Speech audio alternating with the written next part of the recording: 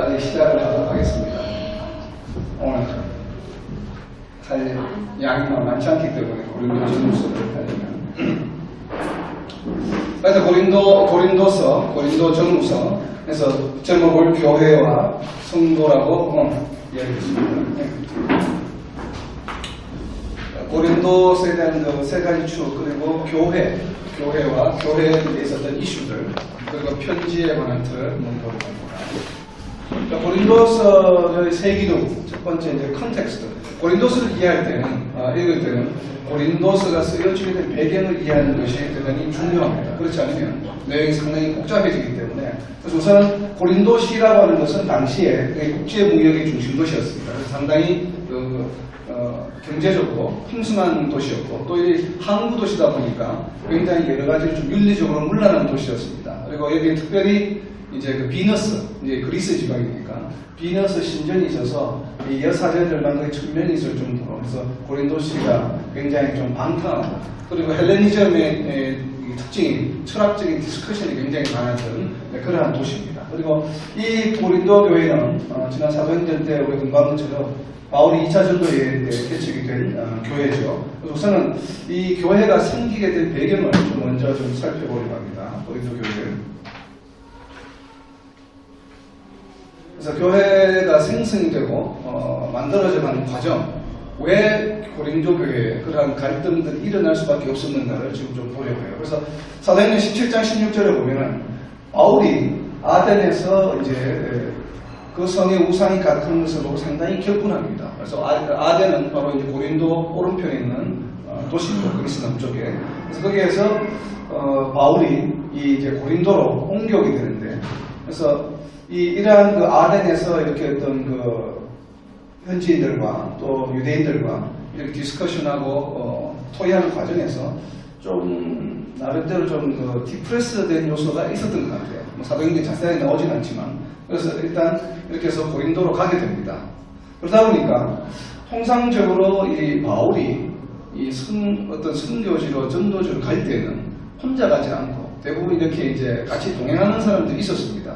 근데 여기는 처음에 마케도니아에서 내려왔을 때 이 아덴으로 올 때 데살로니가에 살던 유대인들이 쫓아오는 바람에 급하게 아덴으로 내려오게 되고 디모데와 신라는 그냥 그 마케도니아에 남겨두고 오게 됐죠. 그래서 혼자가 됐죠. 그런 과정에서 에덴을 거쳐서 지금 고린도로 오게 됐는데, 이 지금 고린도에 와서 바울이 누구를 찾아가게 되냐면, 사도행전 18장 1절에 보면 유대인 아굴라, 이제 브리스길라와 아굴라 부부를 이제 만나게 되죠.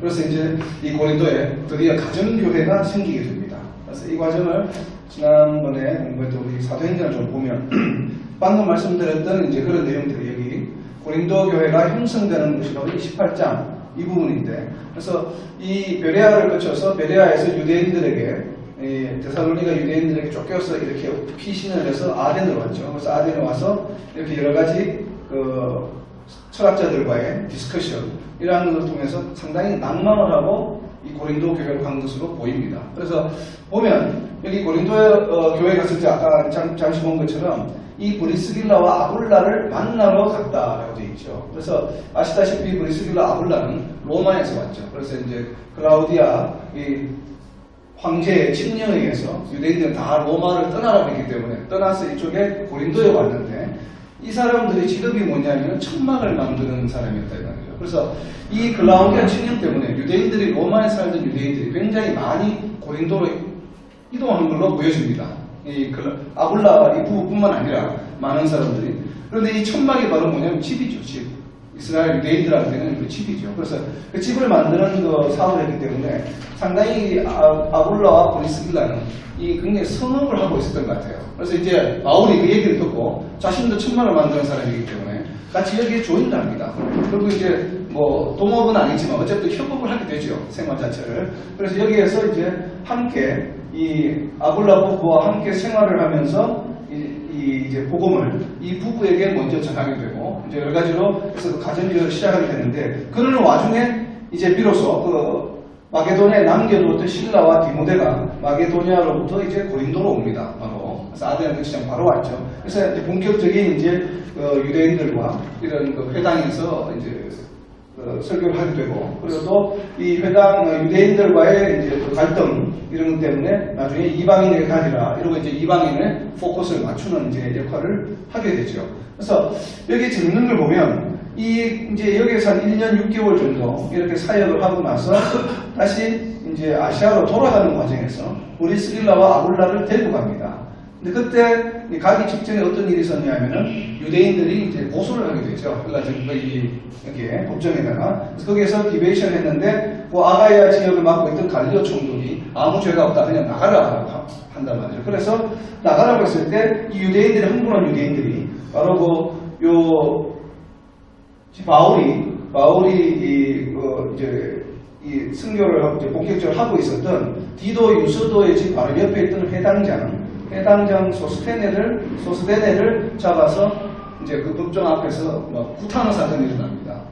그래서 이때까지는 아직은 소스데네가 이 회당의 회당장이었던 걸로 봐서는 크리스찬은 아니었던 것 같아요. 근데 왜 이 사람을 유대인들 흥분해서 때렸는지는 우리는 이유를 알 수는 없습니다. 성경이 나와 있지 않기 때문에. 그러나 미루어 짐작컨대 아마도 이 재판 과정에서 바울을 두둔하는 변명하는 말을 하지 않았겠는가라고 보여집니다. 그렇지 않고서는 재판이 끝나고 나와서 그냥 유대인들이 이 사람을 더군다나 회당장입니다. 회당장이 유대인들의 모임을 이제 보통 회당에서 모이는데 유대인 10명 있는 곳에 꼭 회당을 만들게 되어 있습니다. 그 회당장을 이렇게 폭행을 할 이유는 없었겠다. 근데 이 소스데네가 누구냐면은 고린도전서 1장 1절을 한번 펴보십시오. 고린도전서, 오늘 우리가 공부할 고린도전서 1장 1절에 보면 바울이 고린도 교회에 편지를 보내면서 인사만 하는데 사도된 나 바울과 내 형제 누굽니까? 소스데네가 있지, 소스데네. 이 소스데네가 바로 이때 구타당했던 소스데네로 보여집니다. 같은 이름으로. 네, 그렇지 않고서는 이게 설명할 방법이 없는 것 같아요. 그래서 고린도 교인들에게 보내면서 고린도 교회의 회당장이었던 소스데네, 지금은 바울이 뭐라고 부르냐면 내 형제라고 부릅니다. 그래서 이제 아마 이 사건이 계기가 되어서 아마 회심하지 않았겠는가라고 저는 개인적으로 추측을 합니다. 그래서 이 소스데네가 이 고린도전서 1장 1절에 나오는데, 근데 회당장이 또 회심한 회당장이 한 사람 더 있죠. 여기 보면 바로 18장 사도행전 18장 8절에 보면 회당장 그리스보 역시 회심을 한 유대인 회당장입니다. 그래서 사도행전 18장에 보면 결국 회당장 2명 그리스보 다음에 회당장을 맡았던 소스데네까지도 바울에 의해서 회심이 되는 그러한 이제 복음의 역사가 일어났죠. 그래서 보면은 이 고린도 교회가 바로 이러한 배경을 가지고 고린도 교회가 시작되었다는 거 좀 염두에 두시고, 자 다음을 봅니다. 그래서 이렇게 이제 고린도 교회가 가정교회 형태로 처음에 시작을 했죠. 시작을 해서 잘 이렇게 성장을 합니다. 사도행전 18장 5절 방금 이제 본 것처럼 이렇게 해서 디도 유스도 집으로 옮기고 약 1년 6개월 동안 말씀을 가르치면서 고린도 교회에서 회당장 2사람이 회심할 정도로 상당히 성장을 많이 했죠. 성장하는 과정에서 이 변수가 하나 나타나는 거예요. 이 사도행전 18장 24절에 보면 아볼로라는 사람이 나타납니다. 자, 이때는 이미 이제 이 사도행전 18장 24절은 이미 이제 3차 여행을 하긴, 근데 2차 여행은 아까 이제 브리스길라와 아굴라를 데리고 에베소로 돌아가는 장면에서 2차 여행이 거의 마무리가 되는데, 그 사이에 돌아가 있는 동안에 이 마게도니아 지방의 출신인 아볼로, 마게도니아 출신이 아닌데 본도 출신인데 출신의 이제 아볼로가 마게도니아에 왔던 아볼로가 오는데 18장 24절에 보면 굉장히 언변에 좋고 성경에 능통한 자라. 이 사람이 어디로 오냐면 에베소로 옵니다. 근데 에베소에 누가 있었죠? 아까 바울이 돌아가면서 브리스길라와 아굴라를 남겨두고 갔는데, 그 브리스길라와 아굴라가 아볼로가 회당에서 설교하는 것을 보고 부족한 것 같아서 데리고 가서 가르칩니다. 하나님의 교회에 대해서, 그리스도에 대해서 제대로 가르쳐서 했는데, 아마 아볼로가 상당히 이 성경에 능통한 사람이었기 때문에 구약 성경을 가지고 예수 그리스도를 굉장히 잘 전가한 것 같아요. 그래서 본인이 소망해서 아가야로 건너갑니다. 아가야가 바로 어디입니까? 아가야가 아덴과 고린도 교회가 있는 곳이죠. 그리스 남쪽 지방을 말하는데, 사도행전 18장 27절에 이 아가야로 건너가서 믿은 자들에게 많은 유익을 주었다고 사도행전에 이야기합니다. 그래서 보면은 또 18장 28절에 보면 성경으로서 예수는 그리스도라고 정언했죠. 구약에 나오는 많은 그 예수 그리스도에 대한 메시아에 대한 증거를 이제 잘 인용을 해서 설명하고, 그래서 유대인의 말을 이겼다라고 이야기합니다. 그러니까 이제 유대인 크리스찬들은 아니죠. 그러니까 유대인들에게 너희가 믿고 있는 구약 성경에 바로 예언하시던 예언되었던 분이 바로 이분이라고 하는 것을 논쟁을 해서 이겼다는 거예요. 결국 이겼다는 얘기는 뭡니까? 설득을 했다는 얘기죠. 상당히 그 사람들에게 설득을 했다고 하는 것.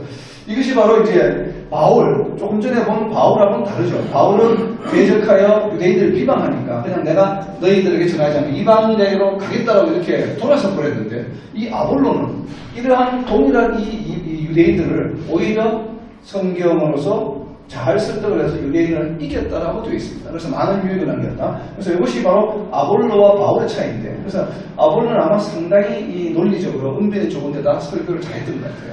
이 구약 성경을 인용을 해서. 그렇게 해서 이 바울이 하지 못했던 아마 이 유대인들에 대한, 고린도 지방의 유대인들에 대한 복음 전도를 상당히 많이 하지 않았겠다는 생각이 듭니다. 이것이 제가 보기에는 교회 갈등의 시작입니다. 그러다 보니까 이 유대인들이 이제 바울은 돌아가고 없는데 2차 여행을 마치고 3차 여행을 준비하고 있는데 아볼로가 나타나서 유대인들이 회심을 하게 되고 또 이 성경을 잘 설명하니까 이 성도들이 많이 늘어났겠죠. 그러다 보니까 이 아볼로를 따르는 무리들이 당연히 생겨나죠. 교회 안에 자연스럽게. 그래서 그것을 아볼로파, 그래서 저는 이름을 붙이기를 수사학적 부부입니다. 이 설교를 굉장히 잘해서 이게 잘 이렇게 설교를 아주 멋있게 언변으로 잘했기 때문에 거기에 이제 취향이라는 표현 좀 뭐하지만 어쨌든 거기에 잘 맞는 스타일이 잘 맞는 이러한 사람들이 성도들이 모여서 아볼로파를 형성하지 않았겠는가 이렇게 생각이 듭니다. 그리고 또 더불어서 이제 이 아가야 지역에 아마 베드로가 온 것 같지는 않는데 역시 베드로의 어떤 수제자들, 예루살렘 교회로부터 베드로로부터 이제 어떤 서티피케이트, 내가 사도라고 하는 어떤 전도자라고 하는 이런 서티를 받아가지고 온 사람들이 주로 이제 예루살렘 교회의 특징에 맞게끔 좀 어떻게 보면 유대주의적인 복음을 전가하지 않았겠는가. 그래서 좀 엄격하게 할례를 주장한다든지 이러한 것들을 하면서 역시 복음을 증거했다고 보여집니다. 그래서 개혁파는. 그래서 금욕주의적 좀 부흥운동이다. 이렇게 해서 여기에 또한 또 만든 사람들이 모여서 개혁파를 형성하지 않았겠나 보여집니다. 그리고 역시 이제 바울이 했던 복음적 부흥을 이제 좋아했던 그런 성도들이 모여서 이 바울파가 이루어졌고, 그리고 이러한 과정에서 아볼로파, 개혁파, 바울파가 생겼다는 거예요. 교회 안에 여러 가지 파가 자기 성향대로 이렇게 만들어졌는데, 또 어떤 사람들은 도대체 아볼로는 누구며 개혁파는 누구며 바울은 뭐냐? 우리가 알고 있던 것은 오직 그 예수 그리스도다. 그래서 이제 야, 이거 살자를 필요 없다.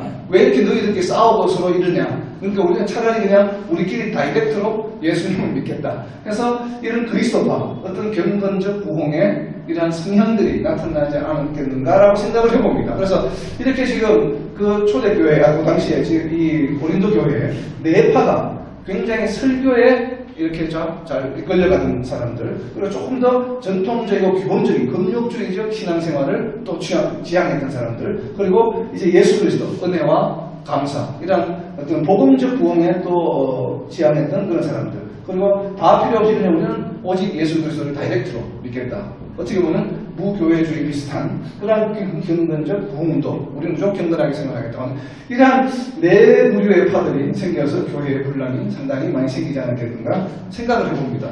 이 지금 성경에 이렇게 되어 있다는 것이 아니고 여러 가지 추정을 해볼 때, 그래서 지금 이러한 그 네 파의 발생 동기를 보면 지금 현재 있는 교회들은 똑같죠. 우리나라 지금 지난 2000년에 교회 역사하고 거의 동일한 지금 모습을 보여주고 있습니다. 그런 것들이 바로 이 고린도 전후서가 성경의 정경에 포함된 이유라고 저는 생각을 합니다. 근데 그것이 아니고 단순히 2000년 전에 한 지역에 고린도 지역에 있던 교회의 문제점을 언급한 책이라 그러면 정경에 속하기는 아마 힘들었을지 몰라요. 그런데 이제 이 던져주는 메시지가 지난 2000년, 앞으로 다가올 수천 년에도 우리가 예수님 오시는 그날까지 교회가 존재하는 아마 이런 비슷한 부류의 분파 행위는 반드시 항상 있어주라고 저는 생각을 합니다. 그래서 그런 부분에서 이 고린도전서가 주는 그 가치는 대단한 겁니다, 사실은. 이것을 어떻게 봉합하며 어떻게 이러한 그 분파가 일어날 때, 서로 다른 생각들이 일어났을 때 교회 내에서 어떻게 융합하고 하나가 될 수 있을까에 대한 해결책을 제시해 주는 것이 바로 이 고린도전서 후서라고 보는 것이, 그런 시각을 가지고 이 고린도전서를 읽는 것이 상당히 유익합니다. 그래서 보면은 그래서 이런 아볼로의 등장이 교회 분파의 하나의 시발점이 되지 않았겠는가라고 지금 보여주고요. 그래서 결국은 이 고린도 전서는 바로 이러한 분파 활동에 대해서 이 바울이 어떻게 하면 하나가 될 수 있을까 해서 고린도전서 3장 6절 말씀이 있죠. 나는 심었고 아볼로는 물을 주었을 때 오직 하나님께서 자라나게 하셨다. 그래서 이런 파들은 다 필요 없고 오직 이 모든 것을 하시는 분은 하나님이시기 때문에 하나님께 집중해야 된다. 어떤 한 이 리드가 하는 그 이야기 어떤 교리나 이런 논리에 너무 집착하지 말고 그 뒤에 있는 모든 것을 역사하시는 하나님께 집중하라고 이 하나의 키죠. 이 분파에 대한 해결책을 바울은 제시해주고 있습니다. 이것이 이제 고린도전서의 가장 귀중한 사실은 가치죠. 이 부분이 3장 6절 말씀이. 그래서 결국은 이 분파되어 있는 교회를 통합하기를 원했습니다. 근데 뜻대로 잘 안 되었죠. 그래서 보면 이 고린도전서가 우리가 성경 정경에 포함된 이유는 어느 시대든지 간에 교회가 존재하는데 모든 성도들에게 바로 반면교사로 삼아라. 이러한 것을 보고 너희 이러한 유사한 일들이 일어날 때 이 고린도전서 3장 6절을 항상 기억하고 분파가 되지 않도록 하라고 하는. 그래서 유난히 고린도전서에는 너희가 몸이요 지체요 하는 이야기들이 굉장히 많이 반복되는 이유가 바로 여기에서 그 모티브를 찾는 것이 필요합니다. 그래서 광명교사로 삼아서 오직 말씀 안에서 그리고 서로 대적하거나 교만하지 말라. 이 분파가 아볼로파니 개파파나 생긴 근본적인 동기가 뭡니까? 전부 다 교만이죠. 교만. 내 생각이 옳다고 하는 것. 우리가 유튜브에 동영상을 굉장히 많이 보다 보면 정말 이걸 많이 느낍니다. 내 생각이 진리처럼 말씀하시는 분들이 너무 많아요. 그러면서 지난번 잠깐 본 것처럼 기성교회, 큰 교회들을 이렇게 비방하는 것들이 너무나 많은데 굉장히 지양해야 될 부분입니다. 설사 내용이 맞다 하더라도 진리는 성경 말씀밖에 없죠. 제가 드리는 이 말씀도 전부 하나의 feasibility, 가능성일 뿐이지 진리는 아니죠. 하나의 참고일 뿐이지. 그런 것처럼 말씀 안에서 오직 너희가 서로 대적하지 말고 교만하지 말라고 하는 것을 고린도전서 4장 6절에서 다시 이야기하고 있습니다. 그래서 이것이 우리가 이를 극복을 할 수 있는 하나의 방법이지 않겠는가. 자, 그리고 이제 방금 본 것처럼 그렇게 해서 고린도전서가 쓰여졌다고 저희는 생각합니다. 그래서 이제 고린도 교회의 어떤 그런 물론 문제, 여러 가지 교회 내부에 있던 여러 가지 문제들 나중에 볼 텐데 그 문제들에 대해서 바울이 어드바이저를 하면서 또 책망하면서 때로는 권면하면서 고린도전서를 썼고 거기에 대해서 그 쓴 고린도전서에 대해서 이것이 잘 해결책이 되지 않고 오히려 그것이 동기가 돼서 고린도 교회가 더 어려워지고 힘들어졌기 때문에 그것을 다시 회복시키기 위해서 고린도후서를 썼다라고 생각하시는 분들이 상당히 많습니다. 상당히 놀랍게도 상당히 많습니다. 그렇게. 그래서 고린도전서와 고린도후서가 그렇게 해서 이 양편지가 그런 배경을 가지고 쓰여졌다고 생각하는 분들이 상당히 많은데 과연 그런지 지금부터 한번 보려고 해요. 과연 그런지. 그래서 여기 보면 세 번째 편지들이라고 되어 있는데 자 퀴즈, 성경 퀴즈. 성경 66권 중에 바울 서신은 몇 권입니까? 생각하니까 빨리빨리 답하시죠. 몇 권입니까? 네? 13권.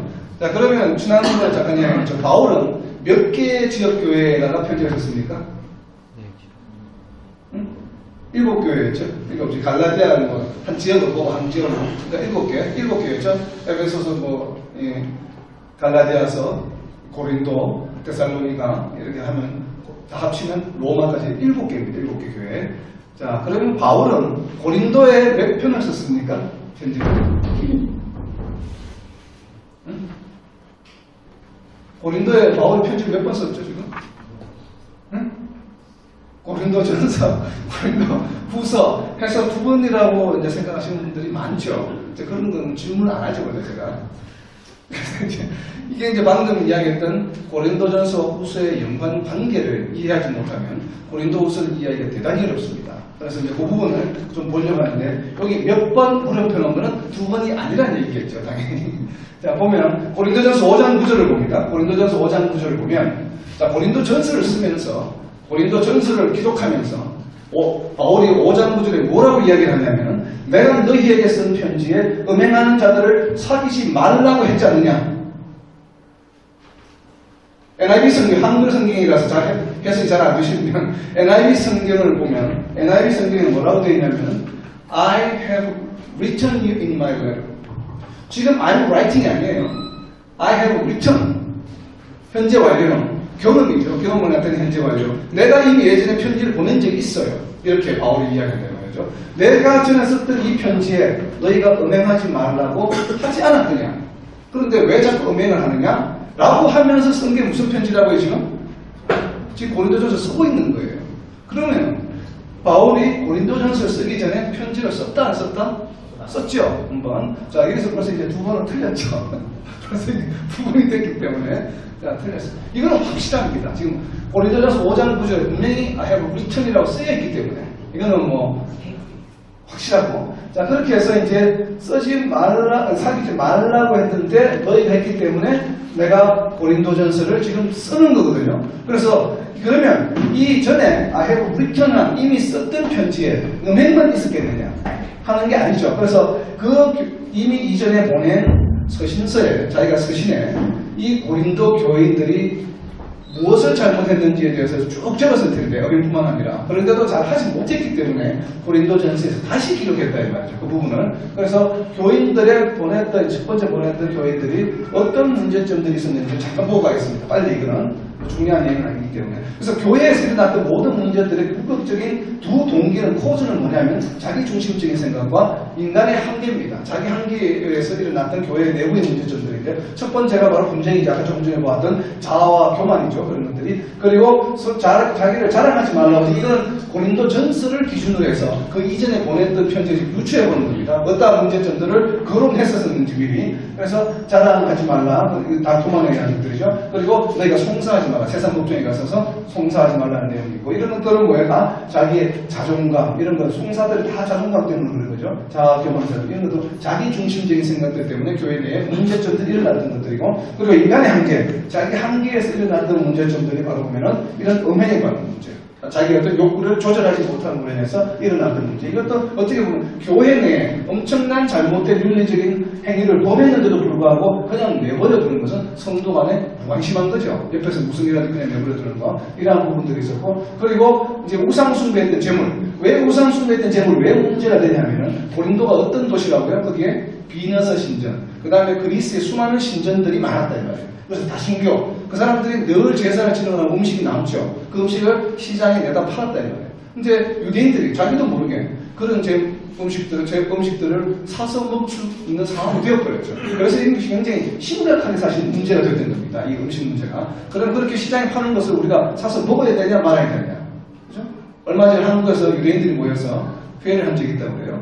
한국 소고기를 사서 먹어야 되느냐 말아야 되느냐. 자, 유대인들이 먹는 소고기 방법은 피를 빼는 방법이 뭐 48시간 이렇게 먹었대. 하여튼 소를 피가 전혀 포함되지 않게 하는 방법이 있다고 해요. 유대인들 음식에. 그래서 그것을 이제 이스라엘에서는 서티파이드 해주는데 먹어도 되는 고기라고 이렇게 인정이 돼야 되는데 이제 한국에는 그런 게 없죠. 그냥 도살장에 잡아서 먹기 때문에 피가 섞여 있고 그래서 자기네들이 회의를 해서 한국 고기를 사서 24시간 물에 담궈놓고 빠지면 그것은 먹어도 된다라고 이렇게 장모들이 모여서 회의를 했다고 합니다. 그렇다고 해서 유대식으로 소를 잡는 그 전문가를 두기에는 자기네들 소사이트에 너무 적기 때문에 비경제적이라고 해서 아마 그렇게 했다고 해요. 그런 것처럼 이 성경에서 말하는 이 음식에 대한 문제는 굉장히 심각했다는 거예요. 유대인들한테는. 그래서 우상에 드리는 재물에 대한 얘기 이런 것들 그리고 부활에 대한 논쟁이 많았습니다. 그래서 부활이 정말 있었느냐 아니면 어떻게 되는 거냐 부활은 어떤 모습으로 오느냐 그래서 거기에 대해서 지금 고린도전서에서 상세하게 설명하고 있는데 이건 인간의 지식을 한계를 넘어가는 얘기죠. 그래서 이러한 것들이 고린도전서에서 지금 이 고린도 교회의 주요 이슈라고 해서 지금 바울이 다시 고린도전서에서 기록하고 있는 내용들이 바로 대표적인 것들만 6가지를 모아놨습니다. 그래서 이 모든 것들은 바로 뭐냐 그 동기가 인본주의에 있죠. 자기중심적이고 인간의 한계에서 나타나는 것들. 그래서 바울은 뭐라고 고백합니까? 고린도전서 15장 31절에 나는 날마다 죽노라. 그리고 15장 52절에 보면 라팔 소리가 나고 우리가 마지막 때에 부활의 모습을 어떻게 되냐 하면 다시 살아나고 우리도 변화되리라고 하는 소망을 심어줍니다. 이라는 얘기를 이제 고린도전서 15장 52절에 부활에 관한 얘기를 하는 장에서 언급을 하는데 바로 이런 것들이 당시 이제 고린도 교회의 주된 이슈였다 이거죠. 그래서 이것을 해결책은 신본주의로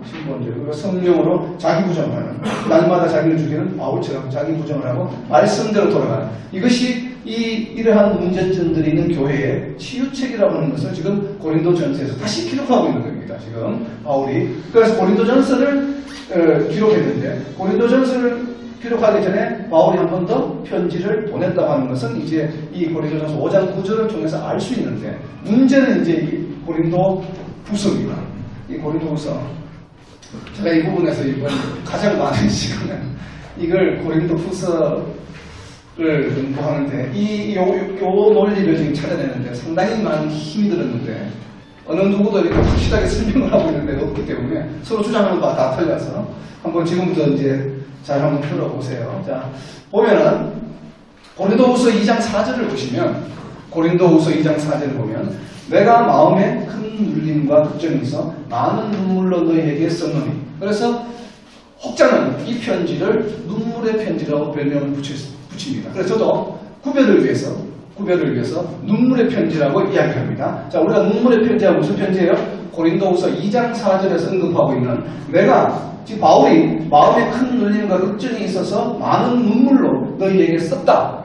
편지를 쓴 거죠 또. 이 편지를 저는 일단 우선은 눈물의 편지라고 부릅니다. 자, 눈물의 편지는 뭐라고요? 고린도후서 2장 4절에서 바울이 언급하고 있는 자기가 썼다고 생각하는 이 편지.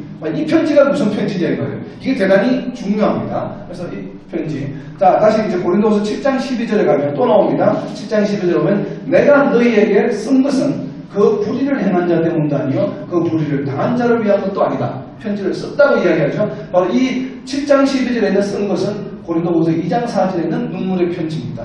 그렇죠?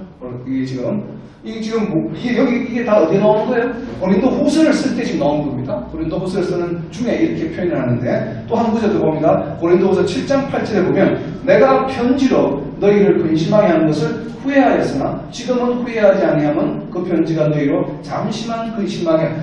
바울이 편지를 썼는데 굉장히 걱정 근심을 했습니다. 혹시 편지가 고린도 교인들에게 굉장히 깊은 상처가 되고 문제가 되지 않을까 근심했는데 결과를 보니까 잠시만 근심하고 회복이 되는 역할을 했다. 그래서 내가 뭐예요? 지금은 잠시만 근심하게 한 줄을 알기 때문에 이제는 걱정하지 않는다라고 하는 이 편지가 바로 뭐냐면 역시 눈물의 편지입니다. 고린도후서 2장 4절에서 이야기하고 있는 눈물의 편지를 보낼 때 이 눈물의 편지라고 하는 것은 상상이 가죠. 자기가 편지를 쓸 때 얼마나 걱정을 많이 하고 눈물을 많이 쏟아내냐면 그 표현 방법도 굉장히 격앙도 있을 테고 굉장히 휘초리적이고 그죠?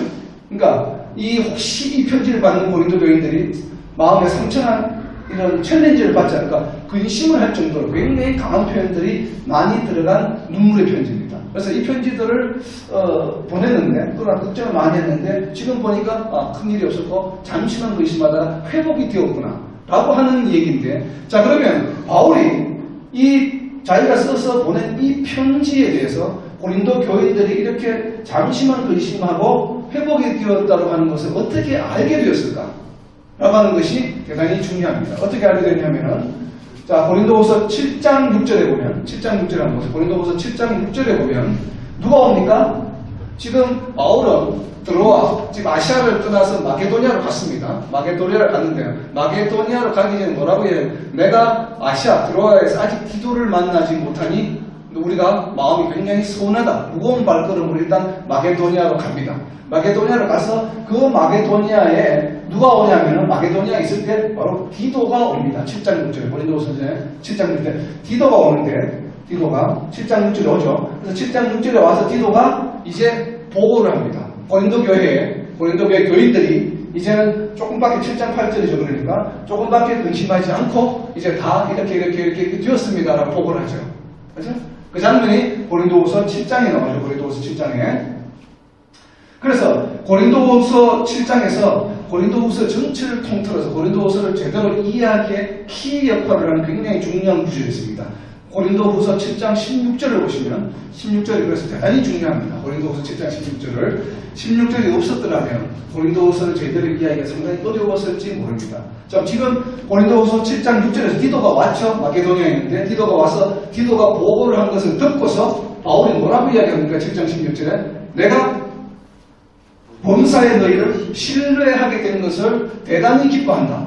자, 고린도 교회가 편지를 보내면서 굉장히 걱정했습니다. 이놈들이 나의 사도성도 부정하고, 그 다음에 엉뚱한, 설교하는 것도 듣고, 그게 달라니까 자기가 개척한 교회에 대해서 굉장히 낭망하고 실망하고 그래서 눈물의 편지, 굉장히 기강된 편지를 보내고 필책한 내용을 담아서 보냈습니다. 그래서 걱정했는데 디도가 와서 보고하는데 보니까 그럼 잠시 동안만 그랬고 역시 회복이 되었다. 그 소리를 들으니 얼마나 기쁘겠어요. 나의 사도성이 회복이 되고 이제 복음이 제대로 돌아가고 이제 분파가 분쟁이나 이런 것이 없어지고 많이 이렇게 되겠구나 하니까 이제 뭐예요? 고린도 교인들에 대한 뭐가 생겼다고요? 신뢰가 회복이 되어서 내가 대단히 기쁘다고 합니다. 그걸 어디서 이야기해요? 고린도후서 7장 16절에서 이야기하면서 이러한 기분으로 고린도후서를 기록한 겁니다.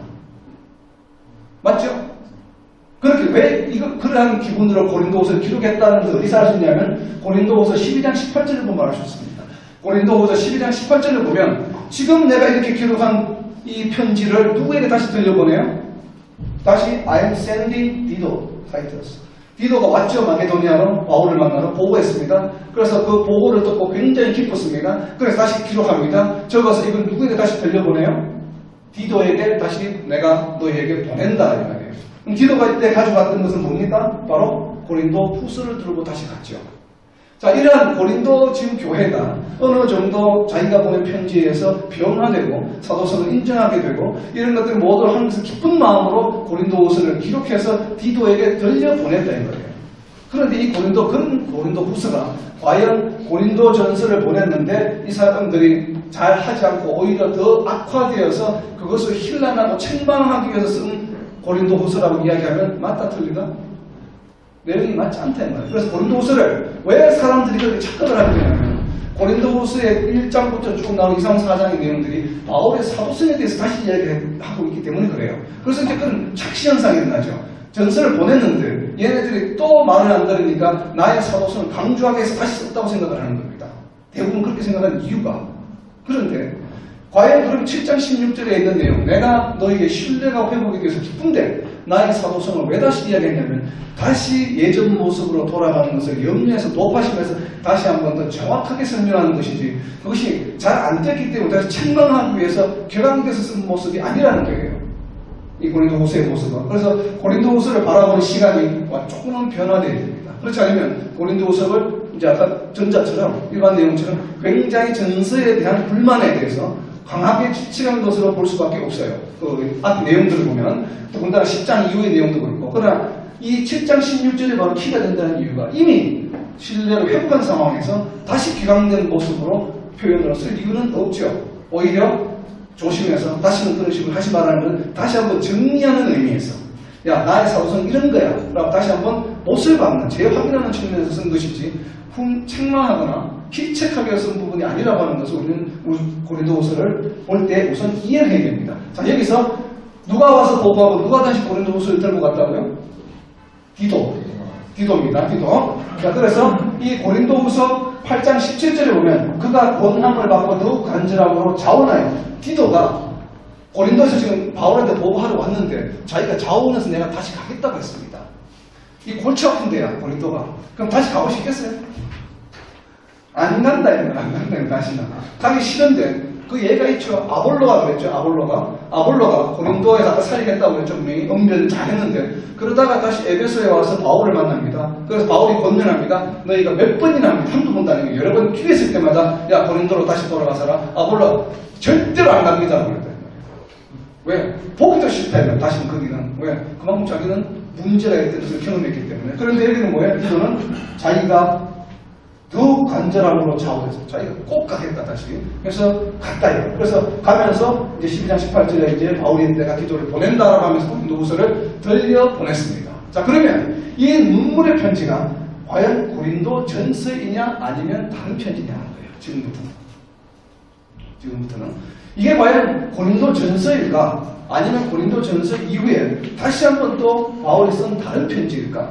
근데 아까 분명히 의미상 내용상을 보면 여기 본글로 봐서는 이 내용들을 봐서는 걱정과 의심을 하고 굉장히 이 눈물로 쓴 편지인가 고린도 전서에 있다 보면 과연 고린도 전서의 내용들이 눈물로 쓴 편지인가 이 말이에요. 보면 아니거든요. 전혀. 근데 그래서 이거는 아닐 거라는 짐작은 가는데 그럼 이것을 증명할 수 있는 방법이 뭐가 있겠느냐. 그래서 디도를 자꾸 이야기하는 이유가 고린도 요 눈물의 편지에 대해서 보고를 하고 고린도 후서를 들고 간 사람이 디도다 이 말이에요. 그러면 고린도 전서가 만약에 눈물의 편지라면 이 고린도 전서를 누가 가져갔어야 됩니까? 네?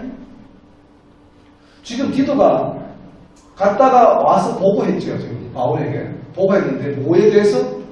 자기가 들고 간 편지에 대해서 전해주고 반응을 보고 와서 보고했다 이거예요. 그러면 이것이 눈물의 편지가 만약에 고린도 전서라고 한다면 고린도 전서는 누가 가지고 왔어야 됩니까? 네? 상당히 어려운 질문인데. 지금 고린도서 7장 6절에 보면 디도가 와서 자기가 들고 왔던 편지에 대해서 교인들이 반응을 와서 지금 보고했습니다. 그죠? 디도가 왔죠. 디도가 안 그러면 그냥 왔을 수가 없죠. 자기가 와서 야 보니까 이렇게 반응하고 이렇게 변화됐더라. 그래서 7장 16절 내가 감동했잖아요. 그렇구나. 그러면 이 눈물의 편지가 고린도 전서라고 한다면 고린도 전서 누가 가지고 왔어야 됩니까? 디도가 가지고 와야 되는 게 맞죠. 논리적으로. 그래서 고린도 전서가 누가 가지고 왔는지는 고린도 전서에 나와 있습니다. 누가 가지고 왔는지를 고린도 전서 4장 17절에 보면 바울이 내가 이 고린도 전서를 써서 디모데에게 너희에게 보낸다라고 얘기합니다. 그러면 고린도 전서 누가 가지고 왔다고요? 디모데. 자, 한번 상상해 봅시다. 고린도 전서를 써서 바울이 디모데를 통해서 보냈습니다. 그런데 디도가 와서 보고를 했습니다. 지금 마케도니아에 가는데. 물론 그럴 수 있죠.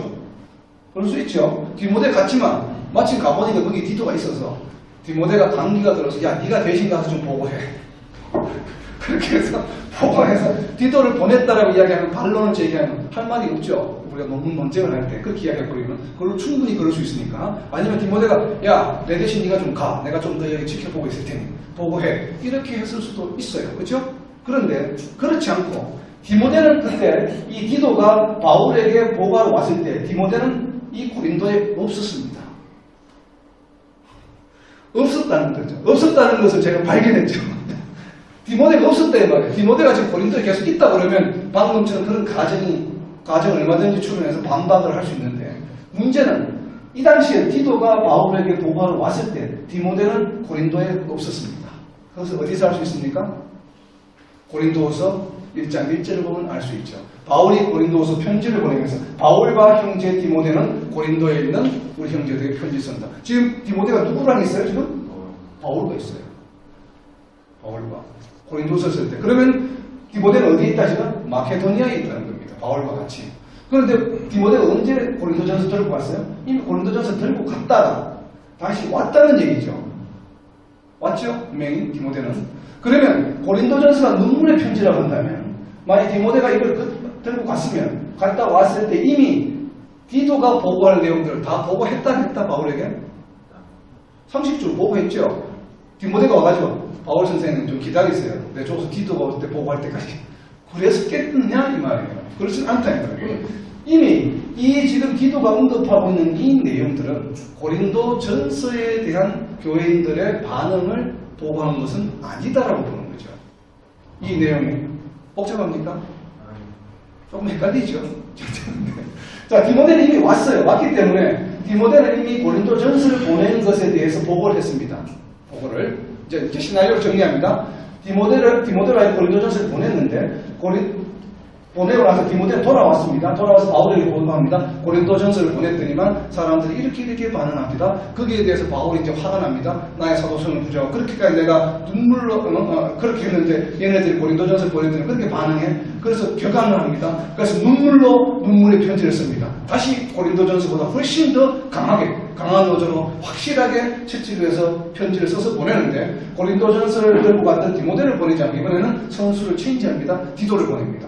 네가 가서 전하고 확실하게 좀 이야기하고 와 해서 보내고는 디모데와 같이 마케도니아로 가서 디도가 온 것을 보고 이제는 디도가 들고 갔던 이 눈물의 편지를 보고는 두 번째 편지를 보고는 변화되었어. 그 것을 보고 내가 무척 기뻤다. 그 기쁜 마음에 자기가 화냈던 것도 미안하고 격앙된 것도 막 그렇게 했던 것도 미안하니까 위로와 격려의 편지를 씁니다. 그것이 바로 뭐예요? 고린도 후서다. 그래서 시작을 계속 1장의 시작을 위로로 시작합니다. 위로.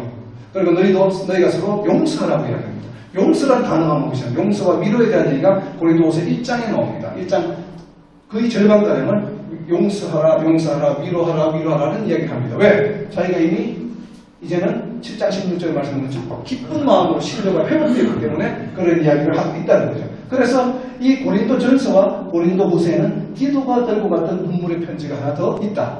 그럼 결국은 뭐예요? 고린도전서 다음에 눈물의 편지 그리고 고린도후서를 썼다는 것이고 고린도전서 앞에는 뭐가 있습니까? 또 아헤브 리턴인 고린도전서 5장 9절에서 썼던 편지가 있다 이 말이에요. 그러면 바울은 고린도의 편지를 고린도전서에 나타난 성경 구절만으로 추정하면 몇 편이다? 하나, 둘, 셋, 네 편이다. 그래서 이 네 편을 사도행전에 비춰보면 고린도전서는 여기서 씁니다. 그죠? 에베소에서 썼죠.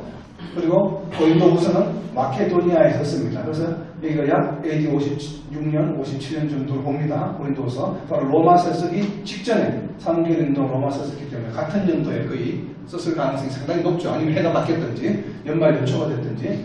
그래서 이렇게 고린도 전후서가 기록되고 첫 번째 편지가 고린도 전서를 쓰기 전에 에베소에서 한 번 더 보낸 것으로 보여집니다. 그죠? 누가 가져갔는지는 모르죠. 이 편지는. 요거는 디모데가 가져갔고 요거는 디도가 가져갔고 요거는 다시 고린도후서는 다시 디도에게. 디도가 3과 고린도 후서를 들고 갔죠. 그리고 고린도 전서는 디모데가 들고 갔다는 것이죠. 지금 고린도 전후서를 통해서 4편의 편지를 썼다. 그러면 바울은 고린도의 편지를 몇 편 썼다? 4번. 4번 썼다는 거예요. 4번.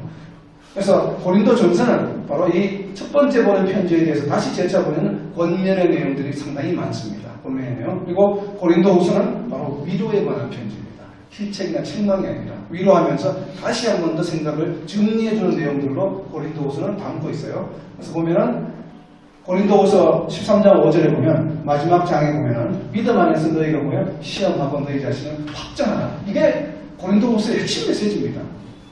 너희가 이제 변심을 했기 때문에 내가 기쁜데 다시는 흔들리지 않도록 너희가 날마다 너희를 시험하고 너희 자신을 뭐라고 해요? 확정하라는 거예요. 그 확정을 위해서 뭐예요? 나의 사도권을 다시 설명합니다. 나는 이러이러한 사도권을 가지고 있고 심지어 무엇을 이야기합니까? 이 바울 서신을 통틀어서 한 번도 언급하지 않았던 고린도후서 12장에 뭘 언급합니까? 내가 삼천천에 다녀왔다. 제3자처럼 이야기하면서 삼천천에 대한 이야기를 만약에 입장을 바꿔서 여러분들이 목회자거나 아니면 뭐 장로가 되든 누가 내가 진짜 그런 경험을 삼천천에 갔다 왔다 그러면 입도 안 보겠습니까? 네? 뭐 쉬도 없이 매일 그냥 그 얘기만 하고 있을 거 아니에요. 근데 바울은 다른 서신에 단 한 번도 이야기하지 않습니다. 오직 고린도후서 12장에만 그것도 본인의 이름을 마치 제3자처럼 이야기해서 내가 알고 있는데 14년 전에 그러니까 지난 14년 동안 한 번도 이야기하지 않았습니다. 14년 전에 누군가가 아는 사람이라고 삼천천에 다녀왔다라고 이야기하고 있죠. 하는 이유가 바로 이 13장 5절 이야기 때문에 그렇습니다. 또다시 흔들릴까봐 너희가 정말 너희 자신을 시험하고 확정해라. 이제는 변하지 마. 그게 고린도후서의 애절한 마음입니다. 바울 쓴 게 실책이나 책망을 하게 쓴 것이 아니라 이제 변화된 신뢰를 회복하고 나서 그 사람들을 전방으로서 위로하면서 자신의 사도성을 이야기하고 있고 그리고 마지막에는 다시 한번 확실하게 삼천천에 대한 이야기를 하면서 자기 자신에 대해서 확정하라는 것을 담고 있는 것이 고린도 전후서의 어떻게 보면 결론입니다. 결론. 지금 이런 그 테스트하고 확정하는 것은 오늘날 우리에게 적용되죠. 모든 성도들이 우리가 신앙에 대해서 늘 스스로를 시험하고 확정하는 작업이 필요하다.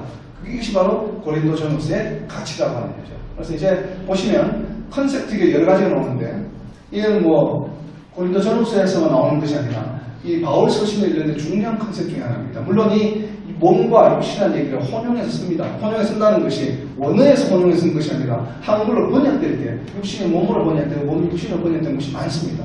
그러다 보니까 혼용한 것처럼 보이죠. 그러나 헬라어 원어에 보면은 다 구별했습니다. 몸은 뭐라고 하면 헬라어로 소마, 육신은 사르스, 영어는 푸뉴마, 푸시케. 여기 푸시케가 어디서 많이 눈에 익은 단어죠. 사이칼로지.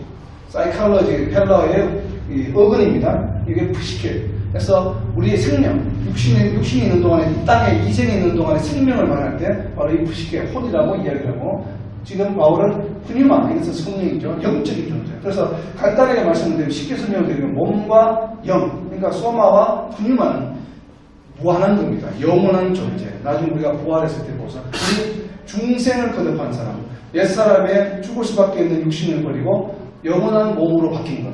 그 영원한 몸으로 바뀌었을 때 바로 그 몸을 소마라고 해요. 여러분들과 저는 뭐예요? 소마죠. 소마의 육신을 가지고 있는 거죠, 지금. 이것이 나중에 부활할 때 다시 이것은 마지막 날에 소마는 부활하는 것이요. 사르스는 마지막 날에 멸망하는 존재입니다. 그래서 그렇게 이제 구별하시면 되고, 그래서 몸과 대비되는 것이 바로 분유마, 영원히 존재하는 것. 이것이 바로 이제 이런 것을 좀 염두에 두고 로마서라든지 고린도 바울서신 읽으면 조금 이해가 훨씬 더 잘 되는 부분이 있기 때문에 약간 언급을 하고요. 그리고 하나님의 교회라는 것은 바울서신에서만 나옵니다. 하나님의 교회라는 표현이 성경 전체를 통틀어서 10번이 나오는데 고린도 전서에서만 5번, 후서에서 1번, 그리고 데살로니가 전서, 갈라디아에서 1번씩, 그리고 디모데 전서에서 2번 나옵니다. 그래서 하나님의 교회는 세상 속에 있는 하나님의 교회, 구별되어야 된다는 것을 지금 이야기하고 있고요. 그리고 부활에 대해서 이 고린도 이 전서 15장처럼 부활에 대해서 자세하게 설명하고 있는 데가 없습니다. 성경 전체를 통틀어서 상당히 자세하게 설명을 하고 있고, 그리고 15장 51절에 보면 마지막 나팔을 불 때 우리 모두가 뭐예요? 성도들은 순식간에 변화된 모습으로 부활한다고 하는 것을 이 고린도전서 15장에 이야기하고 있습니다. 그리고 방금 말씀드렸던 셋째 아들 12장에 나오는 얘기, 그리고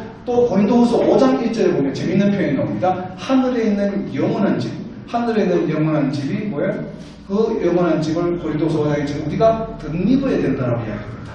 그러면서 뭐예요? 하늘에 있는 영원한 집을 하나님 계시는 그 집을 우리가 덧입어야 된다고 하는 표현.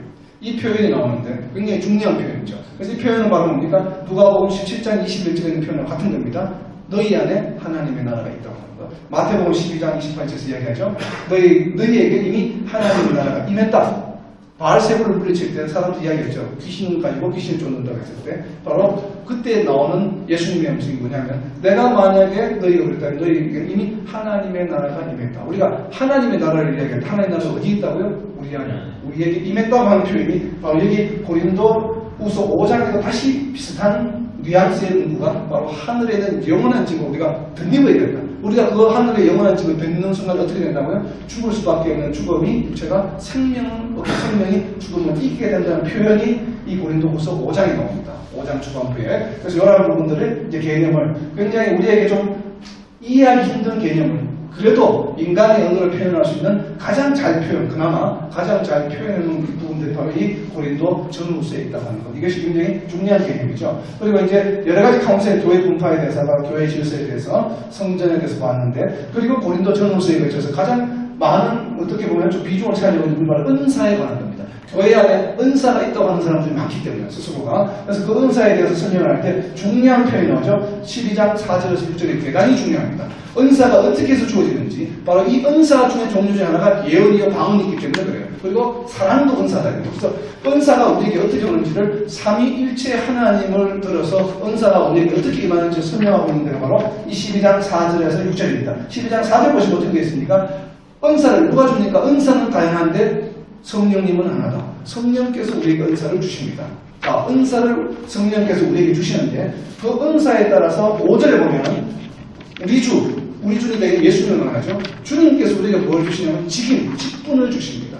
자, 직분을 먼저 주십니까? 은사를 먼저 주십니까? 성령에 의해서 은사가 주어지고 그 은사에 합당한 직분을 예수님께서 주시고, 은사를 주시고 직분을 주신다면 뭐가 되어야 됩니까? 그 은사를 활용해서 일을 해야 되죠. 그건 누가 합니까? 성부 아버지 하나님께서 6절에 보면 사역하신다고 되어 있습니다. 이것이 교회 내에서 우리가 은사 받은 사람들이 취해야 될 자세입니다. 내가 잘나서 그런 것이 아니고 성령께서 필요해서 어떤 사람이 각자의 은사를, 어떤 분은 성경에 나오는 은사를 약 한 30여 가지로 분류를 하시는 분도 있는데 우리는 알 수 없죠. 그럼 어쨌든 우리에게 주어진 은사, 그런 은사들을 성령께서 주시고 거기에 합당한 직분은 예수님께서 주신 것이고, 그리고 거기에 따라서 그 은사를 활용해서 잘 감당할 수 있게 하시는 분은 바로 하나님이시다, 사역하신다 하는 이 원리를 지금 고린도전서 12장에서 언급하고 있습니다. 이 은사 부분. 그래서 이 부분이 상당히 중요한데, 이 은사를 뭐라 그래요? 바로 카리스마라고 한다 말이에요. 진하게나 카리스마를 아무데나 갖다 붙이면 안 됩니다. 그냥 수영 기르고 나와서 힘주고 나와서 뭐 깡패 있는 거들먹거리는 걸 카리스마 끼는 소리 하지 마세요. 그게 무슨 카리스마가 있어요? 카리스마 지도지.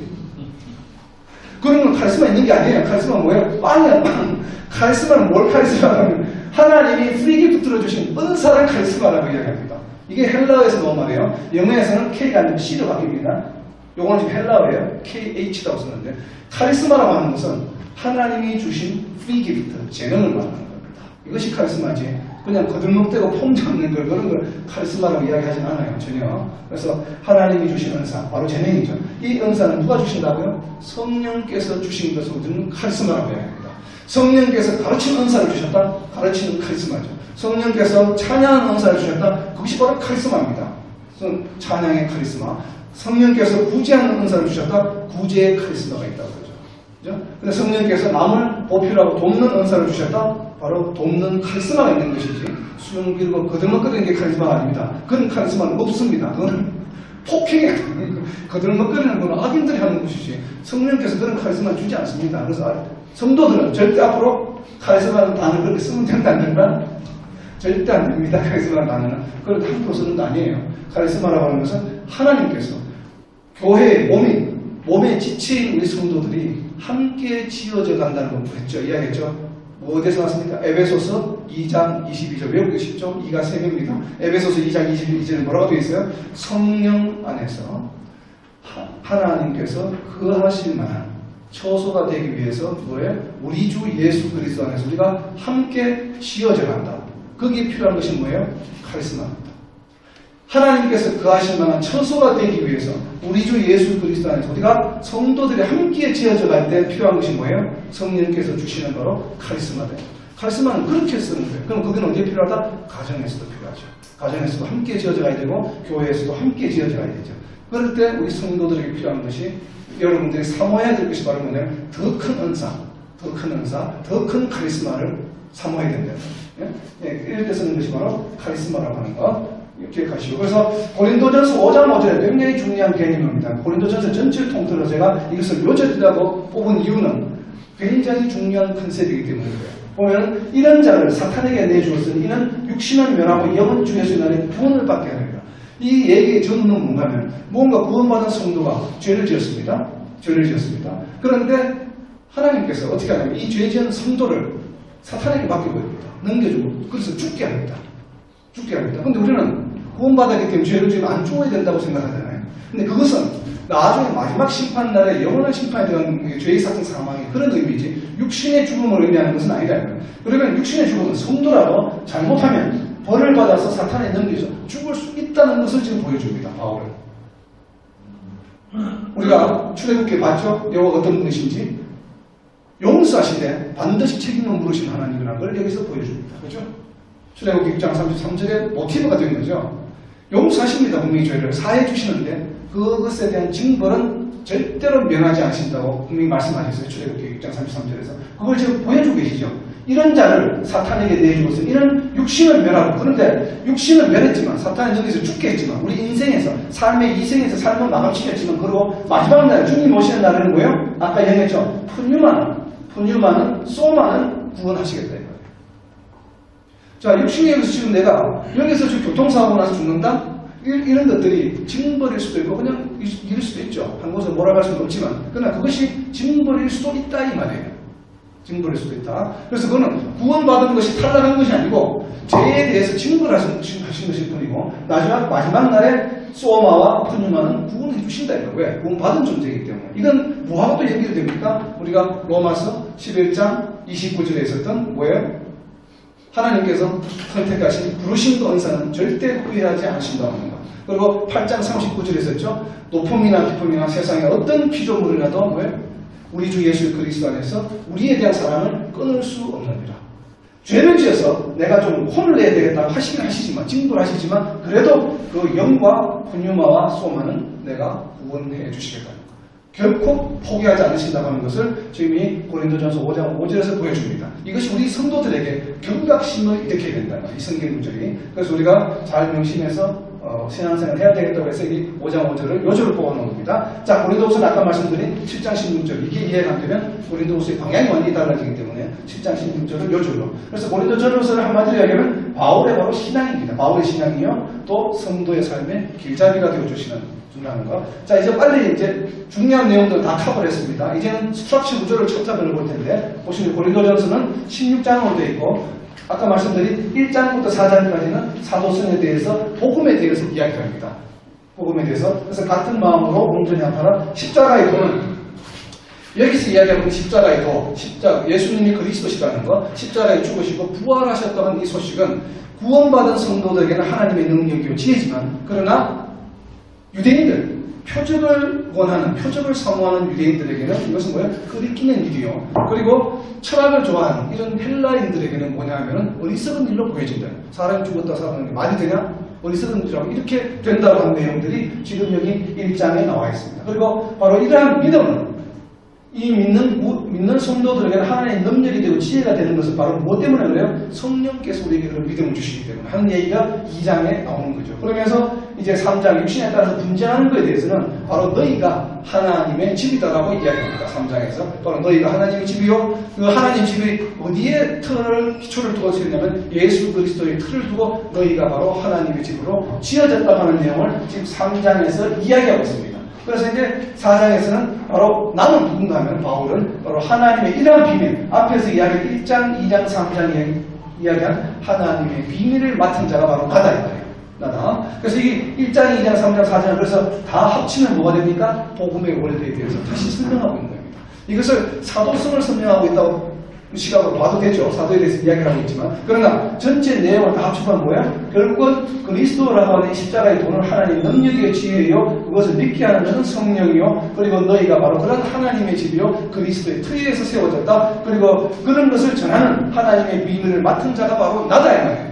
나다. 그러니까 내가 하는 말은 거짓말이 아니고 참말이다. 복음의 진리라는 것을 너희가 잘 알아들으라고 하는 것이 1, 2, 3, 4장의 요지다. 그렇다면 바꿔서 표현은 뭐예요? 바로 복음의 진리를 다시 이야기하고 있는 겁니다. 왜 이 이야기를 해줍니까? 내가 이미 너희들의 신뢰가 회복되기 때문에 마음이 기뻐서 다시 정리해서 정확하게 다시 풀어서 써주고 있는 거죠. 지금. 이렇게 접근하는 것이 고린도전서를 이건 아니죠. 좀 이제 고린도후서 이야기를 고린도전서가 바로 이런 거. 그러니까 첫 번째 보낸 편지, 고린도전서 이전에 보낸 편지에 대해서 다시 복음의 원리에 대해서 강조하고 있는 겁니다. 강조하고 있는 거. 그리고 이제 5, 6, 7장은 성도 개인과 관련된 부분들입니다. 그래서 음행에 대한 문제, 송사하지 말라. 그리고 다시 또 너희 몸을 조심해서 살. 몸은 6장 13절 몸은 오직 주를 위하여 있으며 주는 몸을 위하여 계신다. 그리고 너희는 그리스도의 지체요 성령의 전이다 19절에 20절에 보면 값으로 산 것이니까 하나님의 영광을 위해서지 함부로 몸을 음행이나 이런 데 두지 말라 라고 하는 그런 개인의 신앙생활에 대해서 지금 6장에 언급을 하고 있고 7장에는 결혼에 대해서 이야기하고 있고, 그래서 이 5, 6, 7장은 바로 성도 개인의 신앙, 윤리적인 일반 생활에 대해서 지금 언급하고 있는 내용들입니다. 그리고 8, 9, 10장은 하나님과의 관계, 우상의 재물에 대한 이야기, 그리고 사도성과 이 9장에 보면 복음 전하는 자들은 복음으로 살리라. 하나님께서 이렇게 명하셨다. 복음 전하는 자들은 바로 복음으로 살리라. 복음을 전하는 것이 곧 너희가 사는 길이다. 에스겔서 3장의 일관되는 일이죠. 너희가 복음을 깨닫고 그것을 전하지 않으면 어떻게 돼요? 그 핏값을 너희에게 묻기 때문에 그런 거예요. 그래서 들은 복음을 너희가 복음을 전함으로 해서 너희가 산다. 복음을 살리라는. 그리고 또 이 말을 바꿔서 말하면 네가 전한 복음대로 살아라 이 말이에요. 너는 복음을 전해놓고 네가 복음대로 살지 않으면 어떻게 됩니까? 안 된다 이 말이에요. 또 거기에 대한 것을 명했다고 하는 것. 그리고 이 9장에도 보면은 내가 종이 된 것은 많은 사람을 얻고자 한 것이다. 다른 사람이 종이 된 것은. 그리고 여러 사람의 모습으로 여러 사람에게 다가간 것은 뭐예요? 복음을 잘 전가하기 위해서 그렇게 했다는 것을 지금 이 9장에서 나타내고 있고, 10장에서는 지나온 그 과거에 이스라엘 민족들에 대한 그 배반했던 장면들을 쭉 설명하면서 결국은 모든 것을 하나님의 영광을 위해서라는 10장 31절에 먹든지 마시든지 모든 것을 하나님의 영광을 위해서라고 지금 10장에서 이야기하고 있습니다. 그래서 8, 9, 10장을 합쳐놓으면 하나님과의 나와의 신앙 관계에 대해서 지금 언급하고 있는 것이 고린도전서의 내용이고, 그 다음에 11장부터 14장까지는 바로 은사라든지 교회 내에서 머리에 두근을 쓸 거냐 말 거냐 여자들 이러한 어떤 교회 생활, 교회 내의 질서에 대해서 이야기를 하고 있습니다. 자, 여기서 성만찬 11장에 성만찬에 대해서는 부자들, 돈이 많은 사람들, 자기네들이 만찬을 먼저 먹고 가난한 사람은 나중에 먹고 하는 것에 대해서 책망을 하는데, 중요한 것은 그것이 아니라 더욱 중요한 것은 11장 25절에 보면, 자, 고린도전서 11장 25절을 우리 다음 주에 성찬식을 할 텐데 11장 25절을 보시면 24절과 25절에 뭐라고 되어 있습니까? 11장 25절에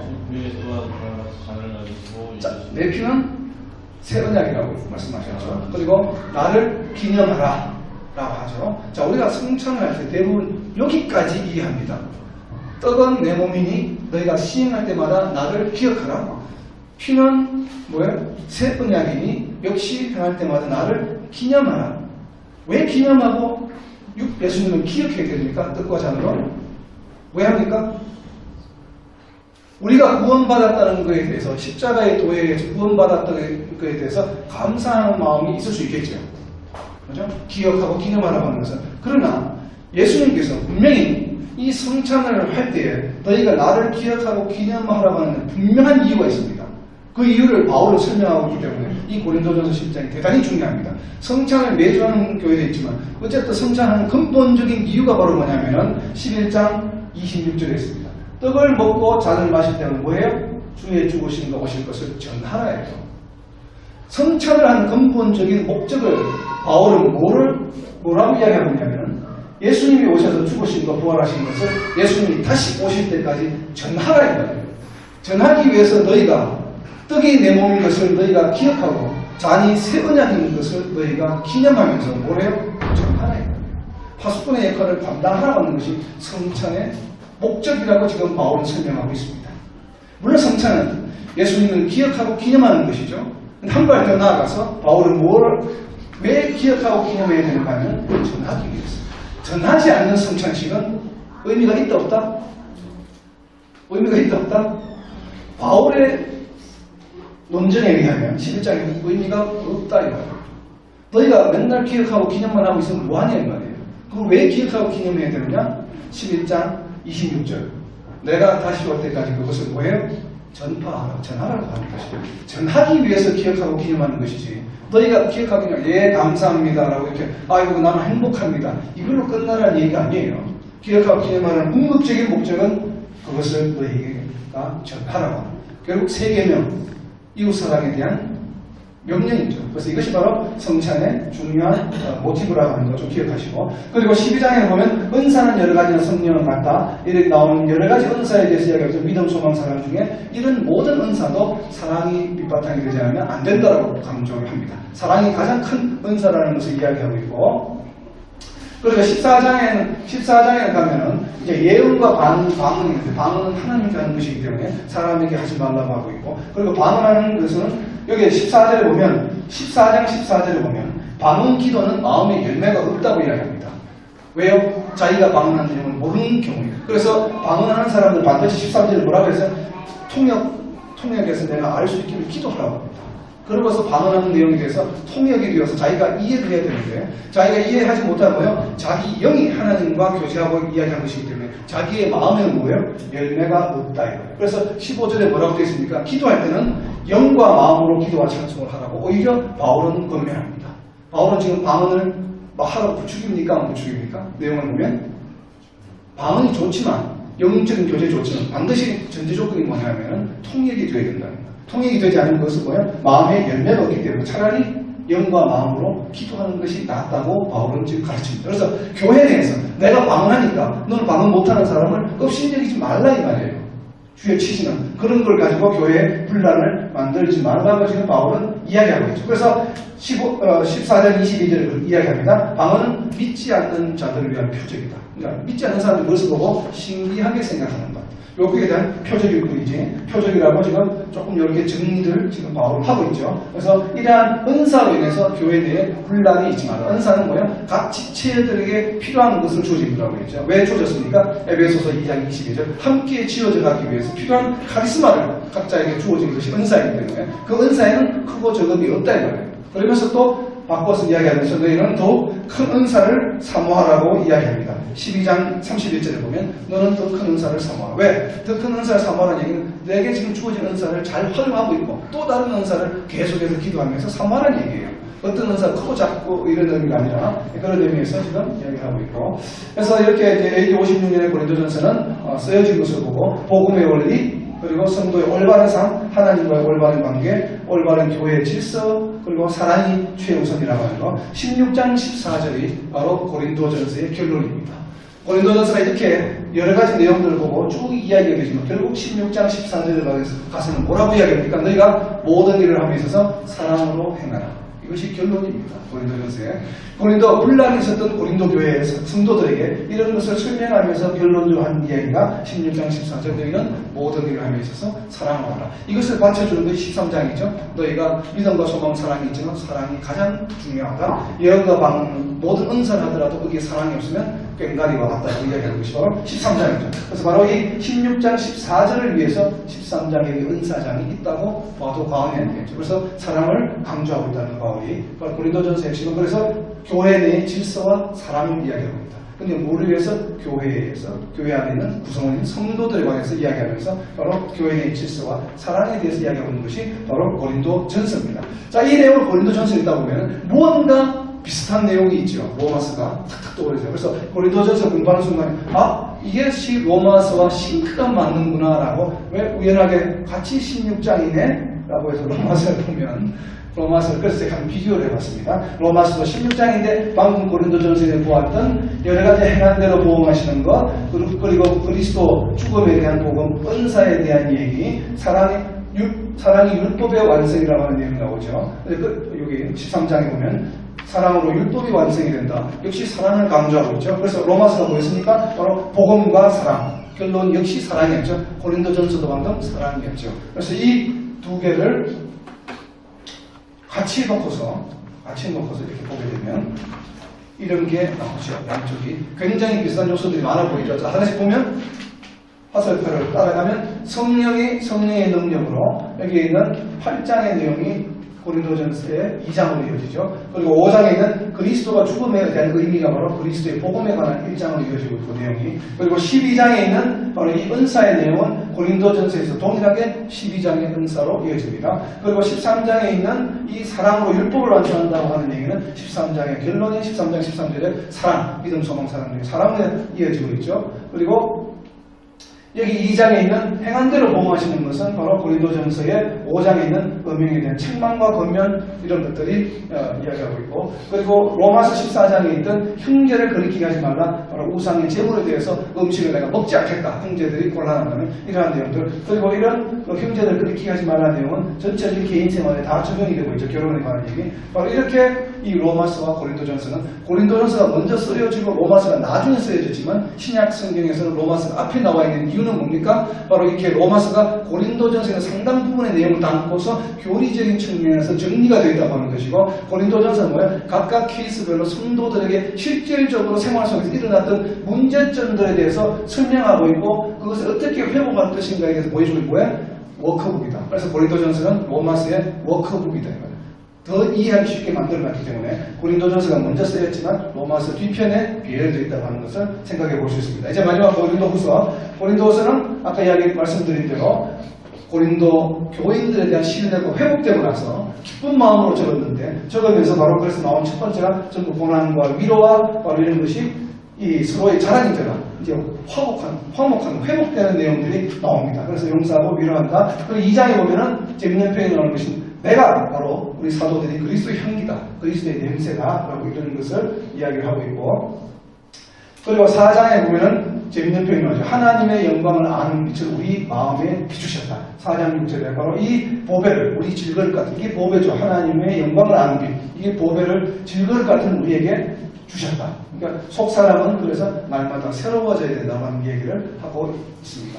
자, 영원한 집, 아까 이야기했던 5장에 나왔던 거죠. 이것을 우리 처소로 덧입기를 사모해야 됩니다. 하늘에 있는 이 영원한 집을 우리의 처소가 되도록 우리가 덧입기를 사모해야 된다는 얘기. 그래서 이 하늘에 있는 영원한 집을 우리가 덧입고서 그것을 계속 유지하면서 발전시켜 나가기 위해서 누가 필요하다고요? 성령께서 필요하시기 때문에 이러한 보정으로 성령을 우리에게 주셨다고 하는 것을 5장 5절에서 이야기하고 있습니다. 그리고 아까 로마서에서 있었던 2장에 있었던 행한 대로 심판한다는 얘기가 고린도 후서에 여기 5장 10절에 나와서 나중에 심판이라는 것이고, 그리고 우리가 하나님을 믿는 자들은 전부 다 뭐예요? 새로운 피조물이 되었다고 하는 얘기가 이 5장에 나옵니다. 그래서 그리스도 안에 있는 사람은 새로운 피조물도 5장 17절에, 그리고 하나님과 화목하라, 우리가 하나님의 의가 되게 하셨다. 이건 하나님이 되게 하신 거죠. 그리고 은혜 받을 때에 하나님께서 내가 너희에게 은혜 베풀 때 너희가 말하는 것을 듣고 은혜를 베풀어 주셨다고 이야기합니다. 그래서 기도의 중요성을 이야기하고 있죠. 구원의 날에 너를 도왔다. 그리고 모든 일에 하나님의 일꾼으로 자처했고 하나님의 성전이다. 우리 몸이 하나님의 성전이라는 얘기, 고린도전서 6장에 나왔던 얘기가 여기 다시 고린도후서 6장에도 다시 나옵니다. 그래서 이 하나님의 성전이라고 하는 얘기, 그리고 교인들의 신앙이 아까 회복됐다는 얘기를 했고, 그리고 이 마케도니아에 있는 교회의 어떤 그런 그 연보, 풍성하게 극심한 가난이 있는데도 불구하고 연보를 하는 그 마케도니아 교인들을 보고 칭찬하는 내용들이 이 8장에 나옵니다. 그래서 이 고린도 교회에도 너희가 나중에 예루살렘으로 내가 갈 때에 너희가 좀 연보를 해줬으면 좋겠다고, 연보에 대한 권면, 너희가 예전에 약속하지 않았느냐 하는 것에 대해서 일깨워주는 내용을 이야기하고 있고, 9장에 보면은 이렇게 이 마케도니아 교회나 고린도 교회에 은혜를 주시는 이유는 바로 뭐냐면 9장 8절입니다. 착한 일을 넘치게 하게 하시려고. 여러분들이 하나님으로부터 은혜를 받았다고 생각한다면 뭘 해야 돼요? 착한 일을 어떻게 해야 돼요? 넘치게 해야 됩니다. 넘치게. 한두 번 하는 게 아니라 이게 은혜를 주신 이유예요. 이걸 잘해야 전도서에 있는 것처럼 하나님 안에서 계속 필요한 선물을 주신다는 거죠. 예, 바로 그 얘기를 지금 여기 이야기하고 있죠. 그리고 이제 마지막입니다. 무기는 하나님의 은혜는 셋째 아들에 대한 얘기. 셋째 아들에 대한 얘기는 나중에 저희 노트를 좀 복잡하니까 한번 보시고, 그리고 마지막으로 이제 13장을 한번 잠깐 보겠습니다. 13장에 고린도 전후서의 결론이 기록되어 있기 때문에 다시 한번 봅니다. 그래서 이 13장 5절에 보면, 13장 5절에 보면 아까 이야기했던 너 자신을 시험하고 확정하라. 그리고 13장 5절에 계속 이어서 예수 그리스도께서 너희 안에 계신 줄을 너희가 알지 못하느냐. 여러분 어떻습니까? 여러분 안에 예수 그리스도가 계신 것을 압니까? 그것을 질문하고 있는 게 바울이 마지막으로 너희가 시험하고 확정하는데, 바로 이런 질문을 해서 너희가 항상 우리 안에 우리 주 예수 그리스도가 있는지 없는지 확정하라라고 하는 겁니다. 그 얘기를 이 13장 5절에서 하고 있고, 13장 9절에서 뭐예요? 온전하게 되는 것을 너희가 강구해라. 그리고 13장 11절에는 마지막으로 이야기합니다. 기뻐하라. 온전하게 되며 위로를 받으며 마음을 같이하며 평안할지어다. 고린도 교인에 대한 신뢰가 완전히 회복됐다는 걸 알 수 있죠. 마지막 구절을 보면 봤어요. 그래서 기뻐하고 온전하며 서로 위로를 하며 그리고 마음을 같이하며 평안할지어다라고 이야기하고 마칩니다. 그리고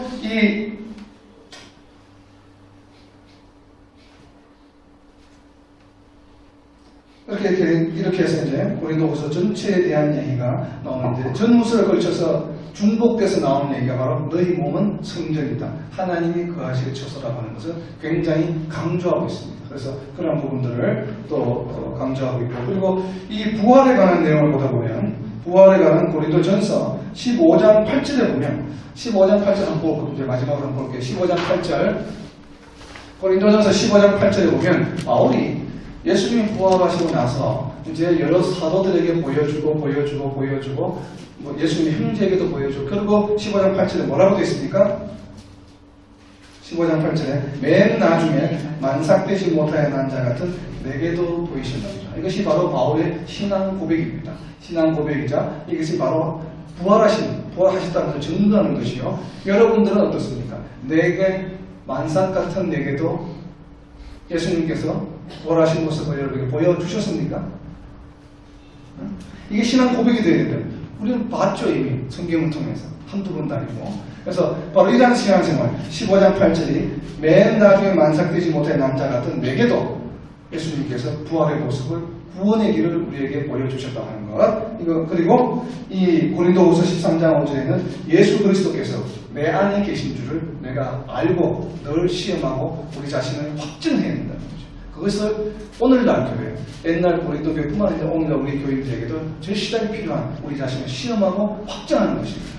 부활하신 하나님께서, 예수님이 우리에게 보여주셨다고 하는 확신과, 그리고 내 안에 그 부활하신 예수님이 계시다고 하는 이런 확신, 이것을 날마다 시험하고 확정하라고 바울 사도는 권하고 있습니다. 그래서 이번 주에 고린도전후서 29장인데 다 합쳐서 읽으시면서 이러한 부활하신 예수님을 본 것에 대한 확신과 우리 속에 함께 하셨다고 하는 확신이 있는 그러한 한 주가 되기를 예수님의 이름으로 선포합니다. 아멘.